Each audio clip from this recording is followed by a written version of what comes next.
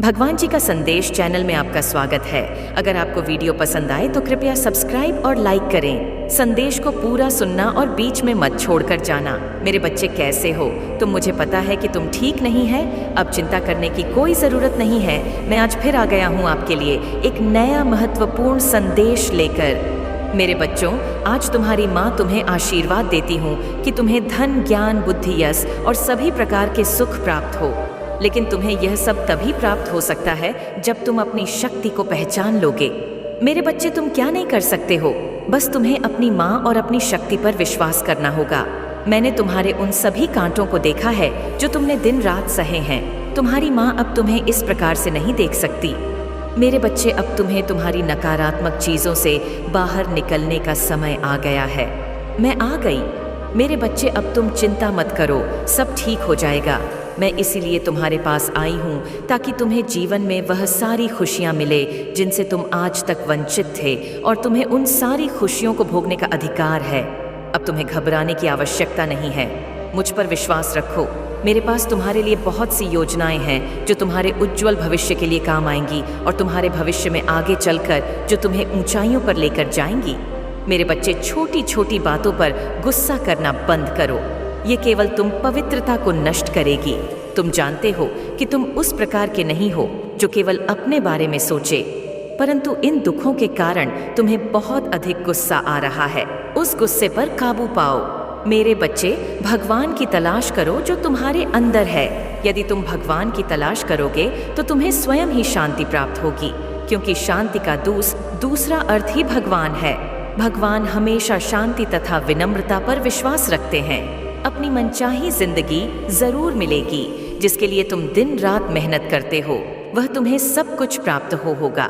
मेरे आशीर्वाद से तुम्हें वह सब प्राप्त होंगे, जिसके बाद तुम इस संसार में किसी भी कार्य को बड़ी आसानी से कर सकोगे, तथा मेरे आशीर्वाद की प्राप्ति के बाद ही तुम्हें सुख समृद्धि अपने आप ही मिलती चली जाएगी, क्योंकि आशीर्वाद ही सर्वप्रथम वह चीज़ है जो अगर मनुष्य के पास हो तो उसे किसी चीज़ की कमी नहीं रहती।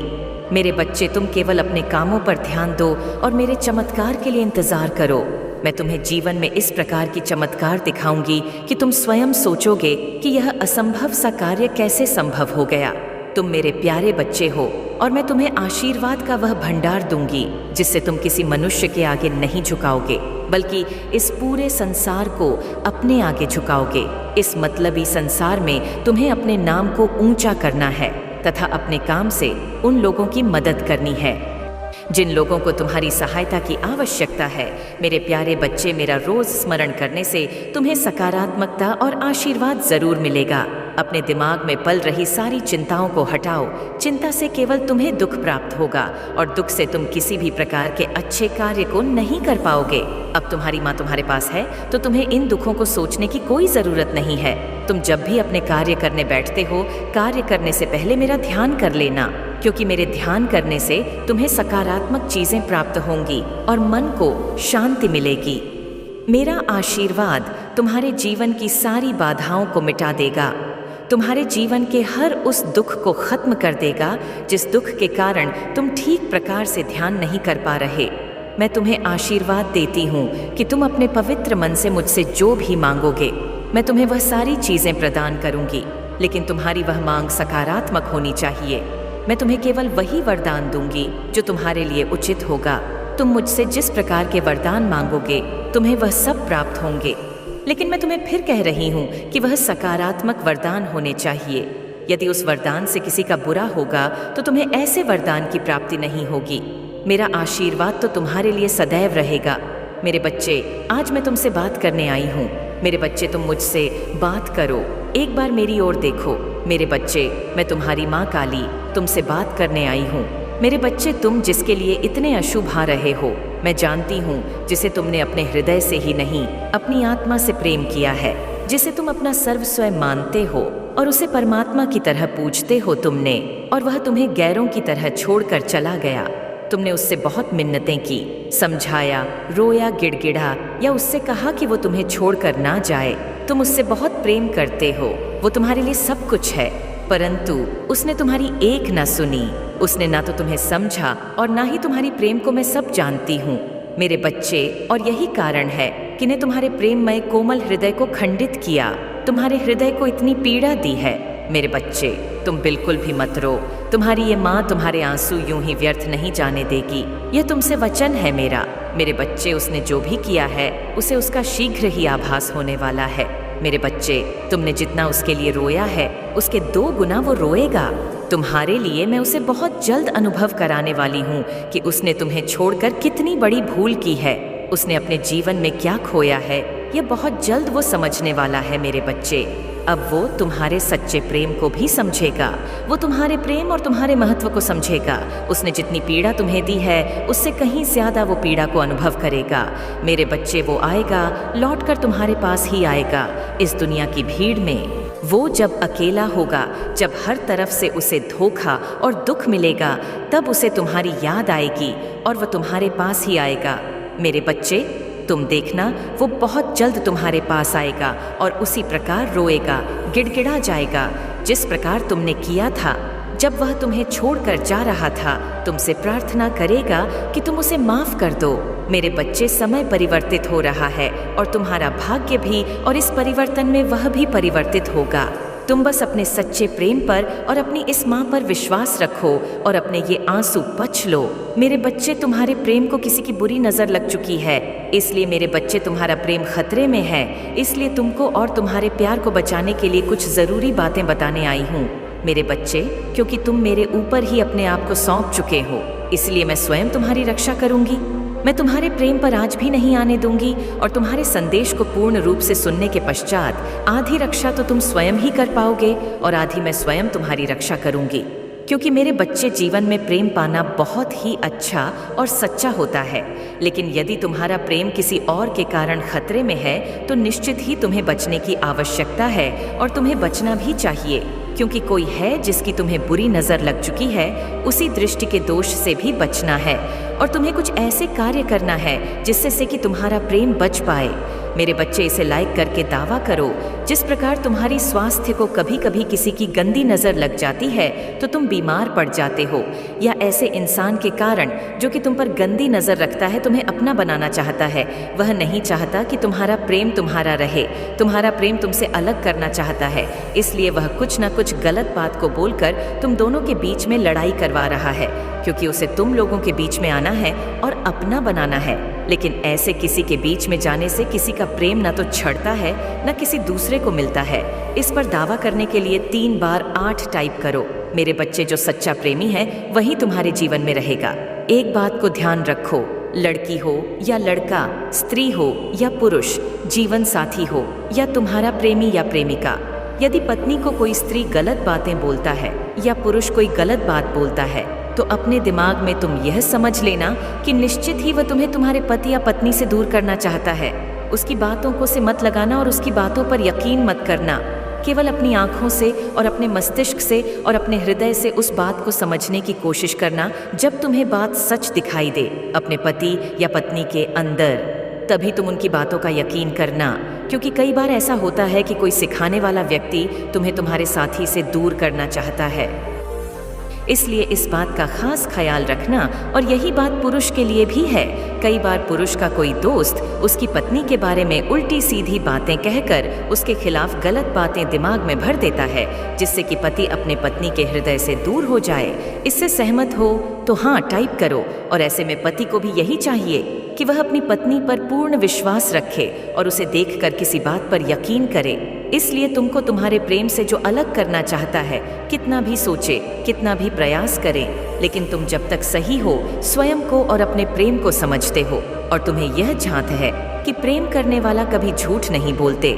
मेरे बच्चे, जब तुम अपने प्रेम को नहीं समझते हो तो तभी किसी की बुरी नजर तुम्हारे प्रेम को दूर करने में बहुत हद तक कामयाब होती है।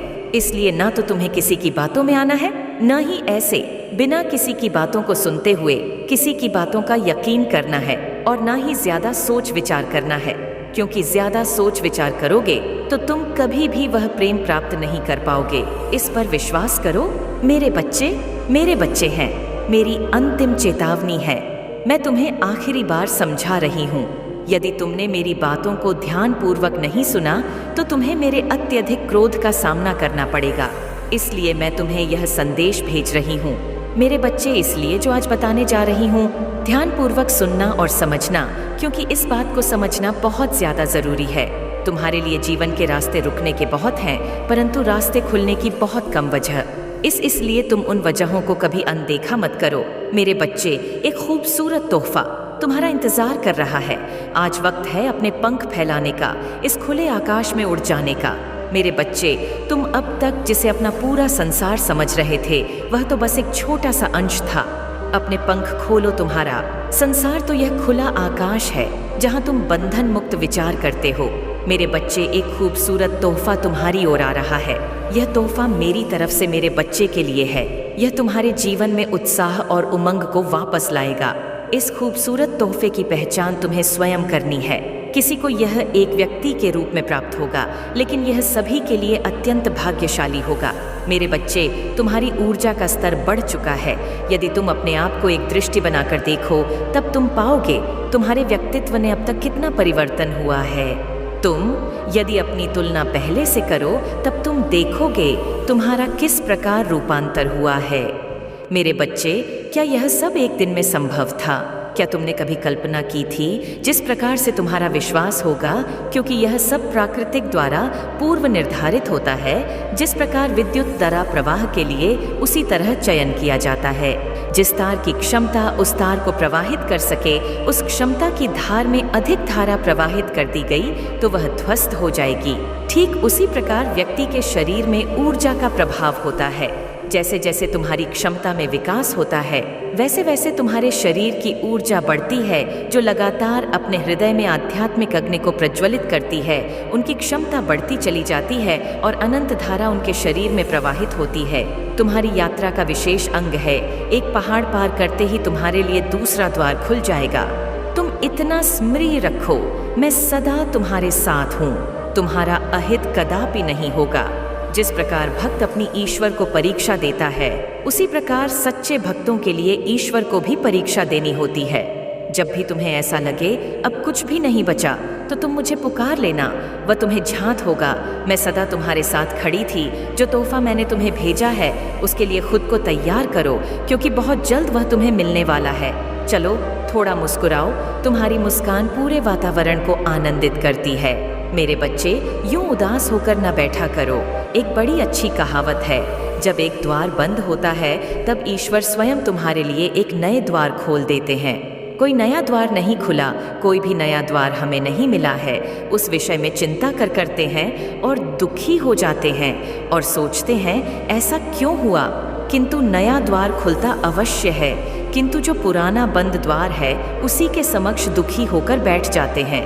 कुछ इस प्रकार बैठ जाते हैं कि नए द्वार पर उनकी दृष्टि पड़ती ही नहीं है।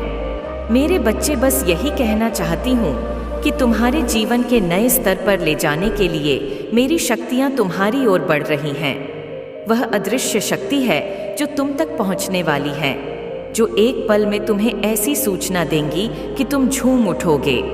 मेरे बच्चे, यह तुम्हारी परीक्षा का फल है, जो खुशी बनकर तुम्हारे घर में शीघ्र प्रवेश करेगी, जिसके कारण कार्य क्षेत्र में तुम्हारी पदोन्नति होगी। तुम्हारे आसपास के लोग तुमसे अत्यधिक प्रभावित होंगे। मेरे बच्चे, तुम्हारे माता पिता तुम पर गर्व करेंगे, क्योंकि तुम उन्हें वह देने वाले हो जो किसी ने किसी को अब तक नहीं दिया। किसी भी व्यक्ति के जीवन में चमत्कार तब प्रारंभ होते हैं जब वह उनके होने की सबसे कम आस रखता है। तुम्हारे जीवन का वही निर्माण प्रारंभ होगा जब चारों तरफ से चमत्कार की वर्षा होगी। ज्ञान का प्रकाश तुम्हारे लिए नए द्वार खोलेगा, जहां तुम संसार एक को आध्यात्मिक ज्ञान के बीच खड़े होंगे, जो तुम्हारे पूरे घर को खुशियों से भर देगी। मेरे बच्चे, देखो यह दुनिया कितनी अच्छी है।